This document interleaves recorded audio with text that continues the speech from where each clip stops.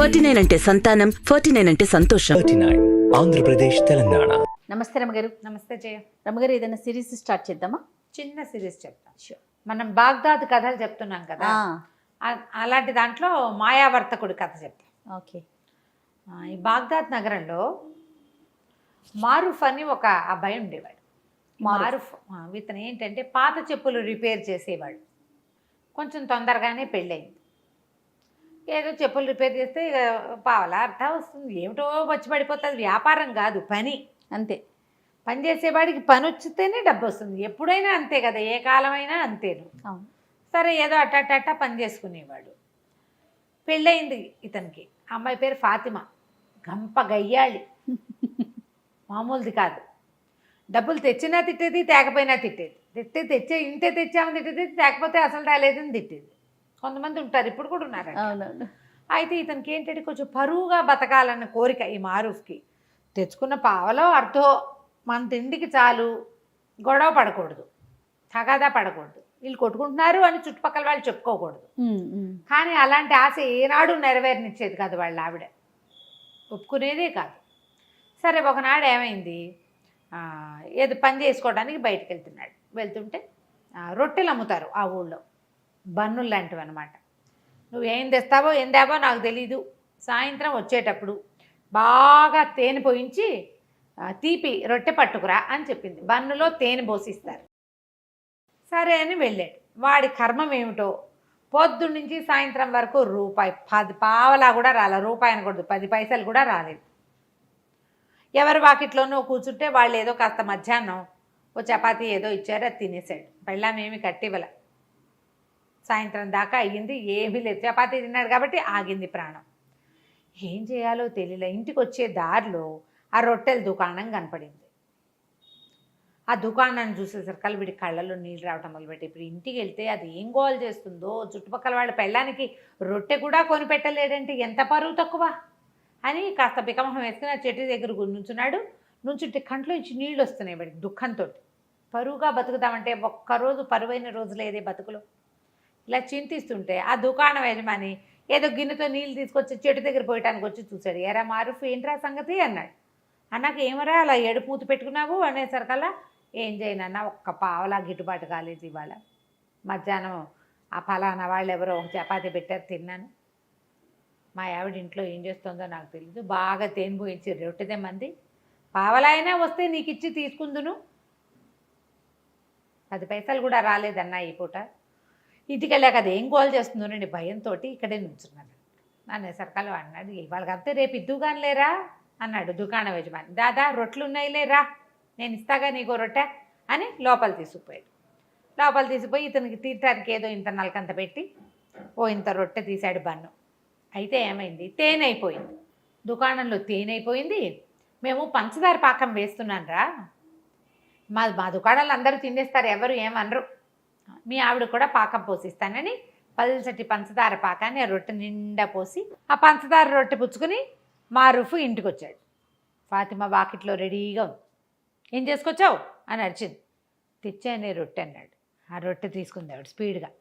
మొగుడు పొద్దు నుంచి తిరిగి వచ్చాడు, వీడికి అన్నం సున్నం మంచినీళ్ళు కాళ్ళు కడుకోవడం ఏమీ లేవు. అది తీసుకోవడం అంటే అది ఓపెన్ చేయంగానే అరిచొచ్చినాడా, నువ్వు ఇంటి పిచ్చివి తెస్తావా అన్నది. అనేసరికి పిచ్చిదేంటి, మంచి రొట్టె అక్కడ ఫలానా కొట్టు, నీకు తెలుసు కదా, మీ మేనమామకి తోడలుడు కొడుకు వాడిదే కొట్టన్నాడు. వాడు కొట్టయితే ఏంటి, నేను తేనె రొట్టె తెమ్మన్నాను, పంచదార పాకం పోసి తెచ్చావు అని మొదలుపెట్టింది. మీ నాన్న అంతే, మీ తాత అంతే, మీ ముత్తాత అంతే, మీ వంశమే అంతా ఇట్లా దిక్కుమాల సంబంధం చేశారు, ఎందుకు కొరగావు, తేనె రొట్టె తేలేవు పెళ్ళానికి అని తిట్టడం మొదలుపెట్టింది. అక్కడి నుంచి కాదు, వీళ్ళు ఇంట్లో చుట్టుపక్కల వాళ్ళంతా చేరారు. ఏమిటి అన్నారు. అనేసి అన్నాక ఒకళ్ళిద్దరు అన్నారు, ఏమొచ్చిందే మాయరోగం, రెండు ఒకటే కదా, ఏం పెద్ద తేడా ఉంటుంది, ఆ తేనె అయితే ఏమిటి, పంచదార పాకం అయితే ఏంటంటే నాకు అక్కర్లేదని రొట్టె ముక్కలు చేసి అక్కడ పడేసింది. అంతది. ఇక ఇంకా గొడవ ఆడుతూనే ఉంది. వాళ్ళు మామూలుగా గొడవలు మొదలయ్యేసరికి మనమే ఏం చేస్తాం, అమావాస్య నాడు అట్టేసావా, పున్ననాడు పపేసావా అని అడుగుతుంటాం. ఎక్కడికో వెళ్తాం. మన పెళ్ళైన రోజున, మన పెళ్ళప్పుడు మీ అమ్మ, మీ నాన్న, మీ చెల్లి, మీ అక్క, నువ్వు ఇలాగే తెగ తిట్టిపోసేసి మొగుడిని ఒక ముట్టికాయ కొట్టింది. బతిమలాడాడు, బాగుంటుంది రొట్టె, తినవే అంటే ఏం చేస్తాడు వీడు పొద్దున ఎప్పుడో తిన్న చపాతి ఆవిడ వండుకు తినేసింది, సాయంకాలం స్వీట్ కోసం ఇది దెమ్మంది. ఓహో. ఇక అక్కడ కూర్చుని మెల్లిగా రొట్టె ముక్కలు 4 నోట వేసుకున్నాడు. అయిపోయి అక్కడి నుంచి తెగ తిట్టిందా. మొగుడు మళ్ళీ ఇంకో మొట్టికాయ కొట్టడానికి వచ్చింది. అతను ఒక తోపు తోసాడు. తోపు తోసేసరికి ఇంకేముంది మొగుడు నన్ను చంపేస్తున్నాడని కేకలు పెట్టింది. పెట్టేసరికి చుట్టుపక్కల వాళ్ళంతా మళ్ళీ చేరారు. ఆ అమ్మాయిని కేకలేశారు, వీడిని ఏం కొట్లాటాలు రా, ఇంత కొట్లాడుకుంటే ఎట్లా, ఈ పట్టు విడుపు లేదు మీకు అని కేకలేశారు. ఈ అమ్మాయి ఏం చేసింది, నేను సొంటి పట్టేసుకుంటా, ఆ పట్టేసుకుంటా, ఈ పట్టేసుకుంటా అని చెప్పింది. అసలు దానికి దెబ్బలే తగల్లా, తోసాడు అంతే. అదే 2 మొట్టికాయలు కొట్టింది. 2 మొట్టికాయలు చెప్పాం కదా. అక్కడి నుంచి ఏమైంది, తెల్లారేసరికల్లా పెళ్ళాం ఇంట్లో కనపడలేదు. ఏం చేస్తుందో అనుకున్నాడు. కొంచెం ఆవిడ ఆ పని ఈ పని చేసుకుని సామాన్లన్నీ సరి చేసుకుని మళ్ళీ చెప్పులు రిపేర్కి వెళ్ళాలి కదా. ఆ రిపేర్ సామాన్ల బ్యాగ్ సవరించుకుని వీడు బయటికి వెళ్ళబోతుంటే 2 సైనికులు వచ్చారు. ఈ సైనికులు అన్నారు, పదా కాజీ గారు నిన్ను పిలుస్తున్నారు, మీ ఆవిడ నీ మీద రిపోర్టు తెచ్చిందన్నారు. వీళ్ళిద్దరూ ప్రభుత్వాధికారులు, ప్రభుత్వపు సైనికులు. వీళ్ళు మోసపోయారు అక్కడికి. కాజీ గారి దగ్గరికి వెళ్ళేసరికల్లా వాడు, ఎరా పాపిష్టివాడా, దేవుడిచ్చిన పెళ్ళాన్ని జాగ్రత్తగా చూసుకోవడం రాదు, దీన్ని చేయి విరకొట్టి పళ్ళరాలు కొడతావా అన్నాడు. వీడు నిర్ఘాంతపోయాడు. నేను చేయి విరకొట్టడం ఏమిటండి, నేనేమీ చేయలేదు అమ్మాయిని, నేను అసలు కొట్టలేదు, అదే నన్ను కొట్టింది, నేను తోసాను అంతే, వెనక్కి గోడకి జారబడింది, నేను ఒక్క దెబ్బ కూడా కొట్టలేదండి, నేను నిన్న జరిగిన కథ అంతా చెప్పాడు. ఆ అమ్మాయి చేతికి ఒక కట్టు కట్టుకుని ఇట్లా పెట్టుకునింది, మూతికి ఇక్కడ ఏదో ఎర్రగా ఉంది, రక్తం నేతులు వచ్చేలాగా కొట్టాడు, వీడంతా తేల్చమని కాజీ దగ్గరికి వచ్చింది. అక్కడి నుంచి ఆయన 4-5 ప్రశ్నలు వేశాడు. వీడన్నాడు, ఫలానా రోడ్డు మీద ఫలానా కొట్టువాడు ఉంటాడు, మా వాకిలు ఎదురుగుండానే ఉంటాడు, కావాలంటే వాడిని కేకేయమంటే వాడు ఆధారనే పోతున్నాడు. సైనికులు బయటకు చూసరికి ఏమండి మీరు చెప్పిన వాడు వస్తున్నాడండి అనేసరికి సుల్తానో వాడు ఏదో పేరు ఆ వాడిని పిలిచారు లోపలికి. పిలిస్తే వీళ్ళేం కొట్టుకోలేదండి, తేనెరెట్టు కోసం గోల్ చేసింది ఈ అమ్మాయి, అదే వీడిని కొట్టింది అనేసరికల్లా అక్కడి నుంచి కేకలేసాడు అమ్మాయిని కాజీ. ఏమిటమ్మా, పెళ్ళిని నిలబెట్టుకోవాలి, ఇట్లా చేయకూడదు, నీకు మొగుడు సరిగ్గా సంపాదించట్లేదని కోపం ఉందనుకో, దానికి ఇదే మార్గం, ఇట కాదు, కొట్లాడుకోకండి, పొండి అని పంపించేసాడు. ఆ అమ్మాయి కాస్త వెళ్ళిపోయింది ఫాతిమా. ఈ మారు బయటికి వెళ్ళంగానే ఆ సైనికులు ఇద్దరు ఇతని వెనకాల, నీకు బందోబస్తుకు వచ్చాం కదా, మాకేమైనా ఇవ్వమంటారు. పోలీస్ స్టేషన్లలో జరిగే కథ అప్పుడు ఉండేది పాపం. మరి నీకోసం మా సర్వీస్ ఇచ్చాం కదా అనేసరికల్లా ఇంకేం చేస్తారు. వీడు ఏమైంది అటు ఇటు చూశాడు. అతను పొద్దున పూట వచ్చేటప్పుడు ఏవో సామాన్లు అవి పట్టుకొచ్చుకున్నాడు కదా, ఆ సామాన్లలో ఒక పావలా బెళ్ళుంది. ఆ పావలా చేతిలో పెట్టాడు. అన్నాడు, నన్ను వదిలేయండి, నా దగ్గర ఇంకేమీ లేదన్నాడు. తన ఇంటి వైపుకి నడిచి వెళ్ళాడు. ఈ లోపల ఎవరో చెప్పులు రిపేర్ అనేసరికల్లా అటువైపు వెళ్ళేసరికి మళ్ళీ 2 సైనికులు వచ్చారు. ఇంకో కాజీ గారి దగ్గరికి వెళ్ళింది ఈ అమ్మాయి. ఇంకో కాజీ దగ్గరికి వెళ్ళేసరికల్లా మళ్ళీ ఇంకో కాజీ గారి దగ్గర ఆయన పత్రం ఇచ్చాడండి అన్నా కూడా సైనికులు ఒప్పుకోవాలి. అట్లా కాదు, నువ్వు కాజీ గారి దగ్గరికి వచ్చి చెప్పు. ఈ అమ్మాయి తూర్పు వైపు కాజీ దగ్గరికి ముందు వెళ్ళింది, పడమటి వైపు కాజీ దగ్గరికి మంచి. వీడిని ఎలాగైనా జైల్లో పెట్టాలి, మొగుడిని తన్నించాలి. కొంతమంది అలా ఉంటారు, తనకేం ఉపయోగపట్టలేదు కాబట్టి వాడిని చావగొట్టాలి, వాడి బుద్ధి రావాలి, వాడిని జైల్లో పడేయాలి. అప్పుడు కానీ వాడికి వాళ్ళ వాడిని కన్నా అమ్మా నాన్నకి బుద్ధి రాదు, పిచ్చి ధోరణి ఉంటుంది. అవునవును. అక్కడికి వెళ్ళేసరికల్లా ఆ కాజీ గారు అన్నాడు, అదేమిటి ఏం జరిగిందంటే, అయ్యా ఇట్లా కాదండి, ఏమీ జరగలేదు, మా అమ్మాయి ఆవిడ జూటా ఇల్జాములు తీసుకొస్తుంది అంతే, ఇది అబద్ధము. పొద్దుటి కాజీ గారు ఇచ్చిన కాగితం ఇదిగోండని కాగితం చూపించాడు. ఆ కాగితం చూసేసరికల్లా ఆ అమ్మాయి కేకలేశాడు ఆయన. ఆ అమ్మాయి అక్కడి నుంచి కూడా వెళ్ళిపోయింది. ఈ సైనికులు మళ్ళీ 2 సైనికులు ఉన్నారు కదా, మాకేదైనా ఇవ్వమన్నారు. ఏమి ఇస్తాడు, తన దగ్గర చెప్పులు పని చేసే సామాన్లు తప్పిస్తే ఏమీ లేవు. సరే, అక్కడ ఏదో ఇనుప సామాన్లు కొట్టుంటే ఈ చెప్పులు బాగు చేసే 2 వస్తువులు అక్కడ అమ్మేసి తాకట్టు పెడితే ఏం రాదు. అవి వచ్చిన పావలా చెరుకో పావలా ఇచ్చాడు. చిచ్చి అనుకున్నాడు, నా బతుకు దిక్కుమాలి బతుకు, ఇక నేను ఇంటికి వెళ్ళాం అని చెప్పేసి అలా నడుచుకుంటూ వెళ్ళిపోయాడు. నడవగా ఎక్కడో నీరసం వచ్చాక ఓ చోట కూలబడ్డాడు. అక్కడ ఒక పురాతన పాడుపడిపోయిన ఇల్లు ఒకటి. ఆ ఇంటి దగ్గర కూర్చున్నాడు. అక్కడి నుంచి వాడికి తన జీవితం ఆలోచించుకుంటుంటే ఎంత దుఃఖం వచ్చిందో. నన్ను పొద్దున్న సైనికులు తీసుకెళ్లారు, చుట్టుపక్కల అందరూ చూసారా, ఏం పరువు ఉంది నాకు. కాజీ ఇంట్లోకి వెళ్తా, ఆ కాజీ ఇంటి చుట్టుపక్కల వాళ్ళంతా చూసారా, అక్కడ కూడా నేను కాజీగా ఇల్లు పుచ్చుకు తిరుగుతానంటే ఏదో వ్యాజ్యానికి వచ్చాననే కదా చెప్పుకుంటారు. 2 చోట్ల పరుగు పోయింది తెల్లవారి పొద్దున్నే. పోనీ అక్కడి నుంచి యువతలకు వచ్చి ఎక్కడో పని చేసుకుంటుంటే మళ్ళీ అక్కడికి 2 సైనికులు వచ్చారు. మళ్ళీ ఈసారి తూర్పు కాజీ అయ్యాక పడమటి కాజీ దగ్గరికి వెళ్ళా. పని చేసుకునే చోట పరువు పోయింది, కాజీ గారింటి దగ్గర పరువు పోయింది. పరువుగా బతకడానికి అవకాశం ఇవ్వట్లేదే ప్రభువు మనకి. అలా అవకాశం ఇవ్వట్లేదని పెద్ద పెట్టున ఏడవటం మొదలుపెట్టాడు. ఏడుస్తుండేసరికల్లా ఒక భారీ కాయంతో ఉన్న ఒకడు వచ్చాడు. ఎవరినైనా ఎందుకునైనా ఏడుస్తున్నావు అంటే నేనేం చెప్పను, నువ్వెవరు అన్నాడు. నేను ఎప్పుడో 300 ఏళ్ల క్రితం చచ్చిపోయా. ఈ ఇల్లు నాది. అప్పుడు 300 ఏళ్ల క్రితం ఆ ఇంటి మీద ఆశ చావక నేను ఇక్కడే బతుకుతున్నా. ఇల్లు పాడుపడిపోయింది క్రమంగా. నేను ఇక్కడే ఉంటా. ఎవరు ఇక్కడికి వచ్చి ఏడ్చినవాడు, అడిగినవాడు, పెట్టినవాడు లేడు. అంటే నీకు ఈ చెప్పుకుని ఏం ఇది ఉపయోగం, ఆరుస్తావా తీరుస్తావంటే ఆర్చగలను, తీర్చగలను, నీకేం కావాలో చెప్పు అంటే ఎక్కడికైనా సరే నేను హాయిగా బతకడానికి ఒక ప్రదేశం కావాలి, నాకు పరువుగా బతకాలి, నేను ఎక్కడికైనా తీసుకెళ్ళి అంటే నగరంలో దింపుతానన్నాడు. బాగ్దాద్ వద్దు, బాగ్దాద్ నగరంలో తూర్పున నా పరువు పోయింది, పడమట్న నా పరువు పోయింది, నేను బతకలేను అంటే ఆయన ఏమన్నాడు, సరే నా వీపు మీద కూర్చో, నిన్ను నేను తీసుకెళ్తానని చెప్పేసి తీసుకెళ్ళిపోయాడు. ఎక్కడికో తీసుకెళ్ళి ఒక ఊళ్ళో వదిలిపెట్టాడు. తెల్లవారేసరికి అక్కడ ప్రత్యక్షం అయిపోయాడు. రాత్రి ఎక్కాడు, తెల్లారేసరికి ప్రత్యక్షం అయిపోయాడు. ఆ భూతం కాస్త వెళ్ళిపోయింది అవతలకి. వీడు ఆ నగరంలో చూస్తే వాళ్ళు ఎవ్వరూ మనలాంటి బట్టల వాళ్ళు కాదు, మనలాంటి వ్యవహారం కాదు, అదేదో వేరే ప్లేస్. సరే వీడు నడవటం మొదలుపెట్టాడు. వారా వీరా అందరూ అడుగుతున్నారు, ఏ ఊరు, నువ్వేం వ్యాపారం చేస్తావు, నీకేమొచ్చు, నీకేం చేస్తావు, అది ఇది, మీదే ఊరు అంటే ఇతను ఏం చెప్పాడు, బాగ్దాద్ అని చెప్పాడు. బాగ్దాద్ నుంచి ఎప్పుడు బయలుదేరావు అని అడిగారు. అడిగితే నిన్న రాత్రే అన్నాడు. అనగానే పక్క పక్క పక్క నవ్వారు. ఏమిటి బాగ్దాద్ ఇక్కడికి ఎంత దూరమో తెలుసా, బళ్ళ మీద వచ్చినా 1 ఏడాది పడుతుంది. ఇక్కడి నుంచి వ్యాపారానికి వెళ్ళే వాళ్ళు ఉంటారు, సంవత్సరం పడుతుంది అక్కడికి వెళ్ళటానికి. రాత్రికి రాత్రే ఎలా వస్తావు, మతిగాని పోయిందా నీకు, పిచ్చివాడని అందరు నవ్వుతున్నారు. అయితే ఆ సమయంలో ఒక ఆయన అక్కడికి వచ్చాడు, ఒక వ్యాపారస్తుడు.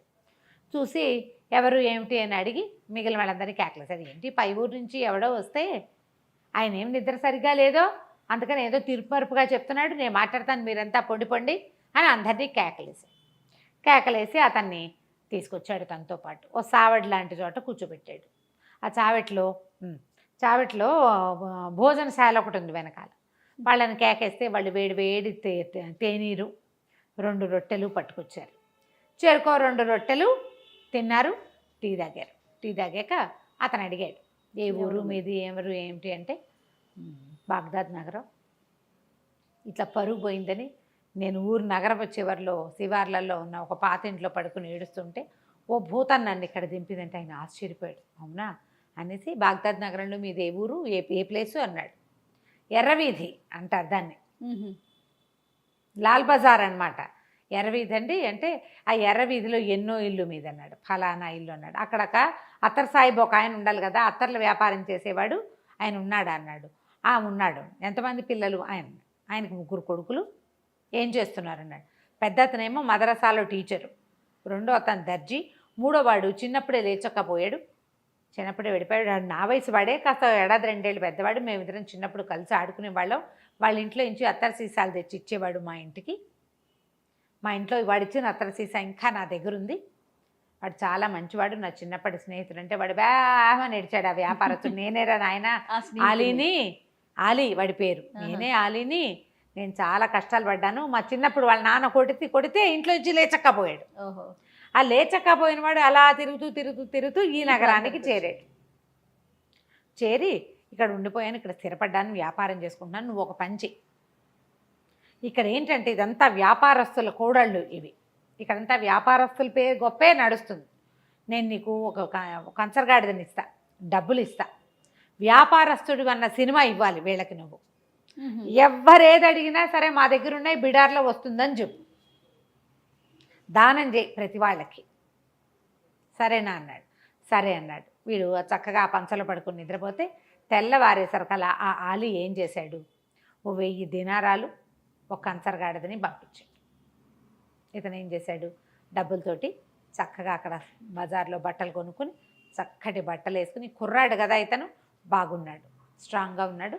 అక్కడి నుంచి 1000 దినారాల సంచులు వేసుకుని కంచరగాడి దెక్కి వ్యాపారస్తుల కూడళ్లలోకి వచ్చాడు. చక్కగా దగదగామానంగా మంచి బట్టలు వేసుకుని ఉన్న వాడిని చూసేసరికల్లా ఎవరు అక్కడ ఏంటంటే ఇలా కొత్తగా పై ఊళ్ళ నుంచి వచ్చిన వాళ్ళ వేషం తెలిసిపోతుంది, మొహము భాష కూడా. మీ దగ్గర ఏమున్నాయి వస్తువులు అని, వస్తువులు కొనుక్కోవటం కోసం అనమాట. మీ దగ్గర ఏమున్నాయి, అవి ఉన్నాయా, ఇవి ఉన్నాయా, మీకు పట్టు వస్త్రాలు ఉన్నాయా, మీ దగ్గర సుగంధ ద్రవ్యాలు ఉన్నాయా, అక్కడి నుంచి ఏమో ఇవి ఉంటాయి కదా మన మిరియాలు, అవి స్పైసెస్ అవి ఉన్నాయా, ఇవి ఉన్నాయి అంటే ఓహో బేళ్ళు ఉన్నాయి, కొల్లలు ఉన్నాయి నా దగ్గర, అవి ఉన్నాయి నా దగ్గర, ఇవి ఉన్నాయని చెప్పాడు. వాళ్ళు ఏది అడిగితే అది ఉందంటాడు. అక్కడి నుంచి ఒక ముష్టివాడు ఎవడో వస్తే ఇట్లా బ్యాగులో చేయి పెట్టి ఒక గుప్పెడు డబ్బులు తీసి ఇచ్చాడు. వీళ్ళు ఆశ్చర్యపోయి వీడు తుంపదేగా భలే ఇస్తున్నాడే అని ఆశ్చర్యపోయారు. అక్కడి నుంచి మసీదు వేళ అయింది, మధ్యాహ్నం ప్రార్థన ఒక సమయం అవుతుంది కదా. ప్రార్థనా సమయంలో ఏం చేశారు, అందరూ ప్రార్థనకు రండి హుజూర్ మీరు కూడా అని ఈయన కూడా తీసుకుపోయారు. లోపలికి వెళ్ళి ప్రార్థన చేసిన తర్వాత ఈ సంచులో చేయి పెడతాడు, ఓ గుప్పెడిటు ఓ గుప్పెడిటు ఓ గుప్పెడిటు ఓ గుప్పెడిటు చెప్పని దానం చేసేస్తున్నాడు. ఆశ్చర్యపోయారు. సరే భోజనశాలకు తీసుకుపోయారు. ఇవాళ భోజనం నా ఖర్చు అని అందరికీ భోజనం 100 దీనారాలు పెట్టి భోజనం పెట్టి చేశాడు. చాలా ఆశ్చర్యపోయారు. ఆశ్చర్యపోయి ఎప్పుడు వస్తుంది మీ బిడారు ఏమిటంటే, వస్తుంది, నేను ముందు వచ్చేసాను, చాలా సామాన్లు ఉన్నాయి, 500కి పైగా గాడిదలు, అవన్నీ రావాలి. బిడారు వచ్చాక మీకు ఎవరికి ఏది అంటే వ్యాపారస్తులు బిడారంటే రావాలి కదా, ఒక సమూహంగా కొన్ని వందల బళ్ళు కలిసి వస్తాయి. నేను తొందరగా వచ్చేసాను, అవన్నీ ఏర్పరిచి నేను వచ్చేసాను అన్నాడు. అక్కడి నుంచి దానం అన్నాయి. ఇక్కడ చాలామంది ఉన్నారు బిచ్చగలు. ఈ లోపల ఒక ముసలి బిచ్చగత్తకి దానం చేస్తే ఆ బిచ్చగిత్త పోయి ఎవరికో చెప్పింది. ఓ 25 మంది వచ్చారు. వాళ్ళందరినీ చూస్తారు కదా, అయ్యయ్యో సమయానికి డబ్బులు లేవే, నేను బిడార్లో ఉండిపోయిందంతా, నేను 1000-1200 తెచ్చాను అంతే అనగానే వ్యాపారస్తులను దాందేముందండి మీకు కావాలంటే అప్పు పెడతాం మేము అని చెప్పేసి తలా ఒక 1000 దీనారాలు అప్పిచ్చారు. ఓహో, ఈయనకి బిడార్ వస్తుంది కదా, ఆ బిడార్లో సరుకు వచ్చినప్పుడు తీసుకుంటాము. ఇక అక్కడి నుంచి దానాలు చేసేయటం మొదలుపెట్టాడు విపరీతంగా. ఎవరేవిస్తే డబ్బు ఇచ్చారంటే ఎవరో ఒకళ్ళకి ముష్టి వాళ్ళకి ఇచ్చేస్తాడు. ప్రజలు వీళ్ళంతా ఆశ్చర్యపోతున్నారు. క్రమంగా రోజులు గడిచే కొద్దికి ఆ బిడార్ వచ్చే జాడలేదు, వీడికేమో అప్పు పెరిగిపోతుంది. డబ్బులు అయిపోయినా ఇవ్వండి అంటాడు. వాడికి పరువుగా ఉండాలి, వాడి కోరిక అది. పరువు అంటే దాన ధర్మాలు అలాంటివి చేస్తూ ఉండాలి. బాగా ఎంత గొప్ప అనుకోవాలి, తన సొమ్ము కాదు మళ్ళీ. అలాగే చేశాడు. చేయగా రోజులు గడిచేసరికి వ్యాపారస్తులకు భయం పట్టుకుంది. 60,000 దినారాలు అప్పు పడ్డాడు వాడు. వాడు మాత్రం హుందాగానే ఉన్నాడు, హుందాతనానికి ఏమీ లోట్లేదు. అది వచ్చాక ఇస్తాను అంటాడు. అయితే అందరూ అలీకి చెప్పారు, నువ్వు నీ పరిచయస్తుడని చెప్పావు, నీ పరిచయస్తుడన్నావు, మరి ఇతనేమో ఇట్లా అప్పులు పెట్టేసేసాడు అనేసరికల్ అతను పరిగెత్తుకుంటూ వచ్చాడు. అలీ, ఊరి నీ దానాలు మండ, నీ గొప్ప పాడుగాను ఇట్లా చేసావేమిట్రా నాయనా, ఈ అప్పంతా ఎట్లా తీరుస్తావు, ఇంత అప్పు ఎట్లా కుదురుతుంది, ఇది చాలా పొరపాటు, ఏదో ఒకటి చేసి తప్పించుకో ఇక్కడి నుంచి. ఇప్పుడు అలీ చెప్పలేడు, ఎందుకంటే ఇతను చాలా గొప్పవాడని, తను చాలా అద్భుతమైన వ్యక్తి అని మొదట్లో వాళ్ళందరికీ చెప్పాడు ఇతను. అతని భరోసా మీద వీళ్ళు అప్పిచ్చారు. ఇప్పుడు భరోసా పోయింది, వీడి గొప్పతనం అవుతుందో లేదో తెలీదు. దాంతో చాలా భయం పట్టుకుంది వీడికి. అలీకి చెప్తే సరే ఇతనేమన్నాడు, ఏం పర్వాలేదు, ఏదైతే అదవుతుందో చూసుకుందామన్నాడు. ఏం చేశాడో చూద్దాం మనం మళ్ళీ. ఓకే, కానీ వాడి ధైర్యానికి చూడండి. కొంతమంది ఉంటారు కదా రమ్మగారు, అసలు ఆలోచించారు. అదే మరి. రైట్, నెక్స్ట్ ఎపిసోడ్ చూద్దాం మరి. అలాగే, నమస్తే అండి. నమస్తే.